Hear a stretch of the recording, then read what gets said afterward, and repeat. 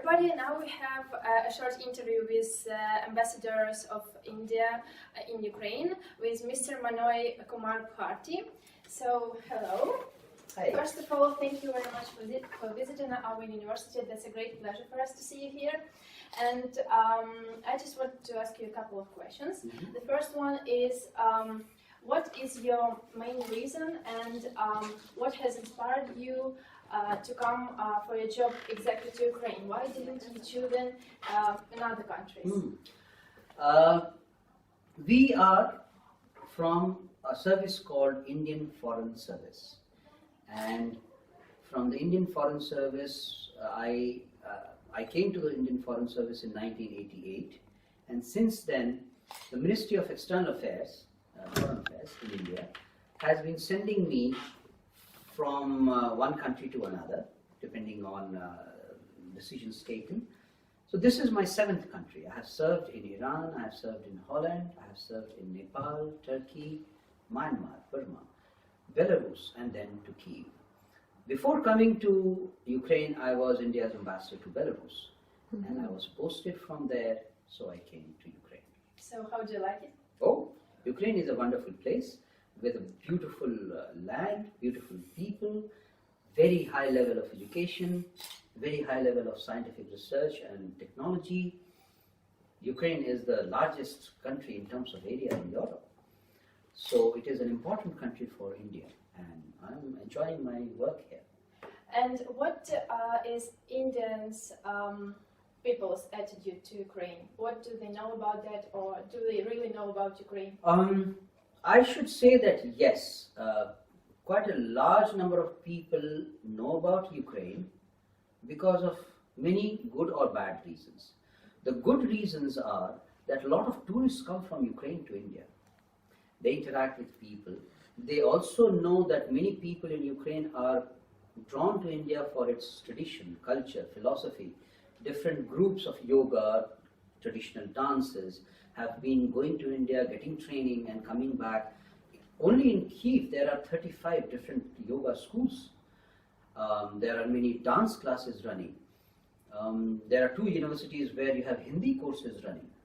So all this is known to a large number of Indians. The wrong reasons are, for example, Chernobyl disaster. Everybody knows that Chernobyl disaster happened in Ukraine.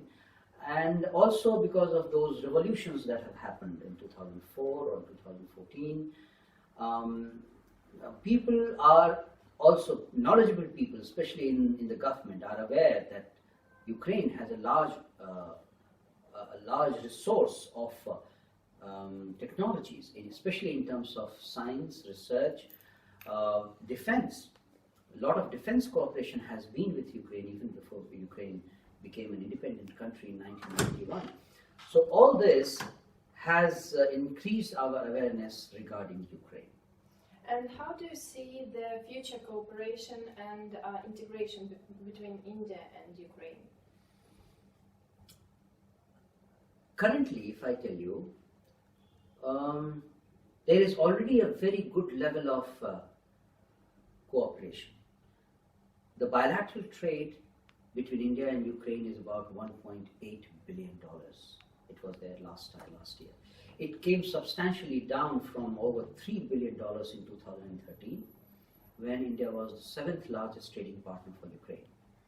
But it came down, and even in 2015, India was the 7th largest export destination for Ukraine. Interesting fact is, out of this $1.8 billion of bilateral trade, Ukraine exported $1.4 billion to India. That basically means that trade surplus for Ukraine, as far as India is concerned, was nearly $1 billion. So India is an important economic partner for Ukraine already. We import a lot of sunflower oil. In fact, India is the largest destination of sunflower oil from Ukraine. But apart from this, when you ask me as to what are the possible cooperation, I keep giving some of these areas where we have to work together. Some of them I gave you in the lecture also about agricultural cooperation in terms of milk products. But there is also another fact. India imports a huge amount of pulses, lentils.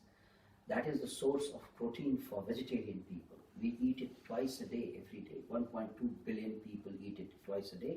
So you can see we have huge requirement. And India imports a large amount of this. If we can import 500,000 tons of pulses from Canada, Ukraine is only half the distance. So Ukraine should look at this possibility. The farmers here should look at this possibility of tapping into this market of pulses imported in India.